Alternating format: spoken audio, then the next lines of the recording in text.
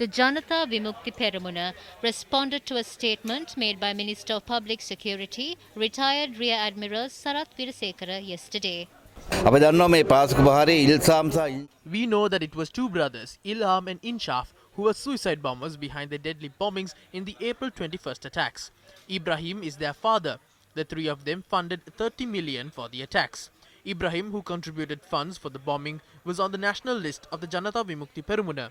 Therefore, Anukumara Dissanayake will have to provide an explanation for this in the near future if this matter arises. Therefore, we will not be deceived by his empty words.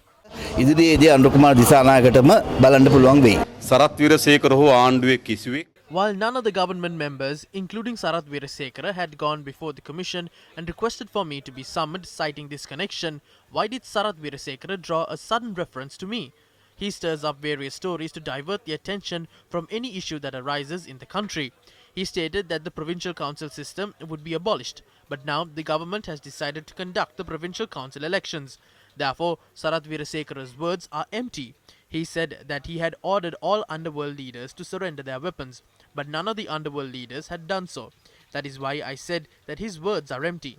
Recently, he said that the youth of our country will be provided military training for 2 years, but the government has denied making a decision to that effect. Therefore, his statements are a farce. He had also said that he had signed a cabinet paper to ban the burqa. He is making childish remarks, but those are serious statements. He is threatening me to show the power of his word. But we wish to state that we cannot be intimidated by his words, which he compares to live ammunition. ඔය ජීවුන්ට ගොඩක් අපේ කංගාවෙන් උනත් ගිහින් තියෙනවා. ඒ නිසා ජීවුන්ට පෙන්ලා බය කරන්න පුළුවන් මිනිස්සු නෙවෙයි. සරත් වීරසේකර මහත්තයා කියන්න කැමතියි. එහෙම ඉබ්‍රාහිම් I wish to tell Sarath Virasekara that if he is gathering information on the businessman identified as Ibrahim, he must first record a statement from Mahinda Rajapaksa on how salaries were paid to the group that was involved in the April 21st attacks.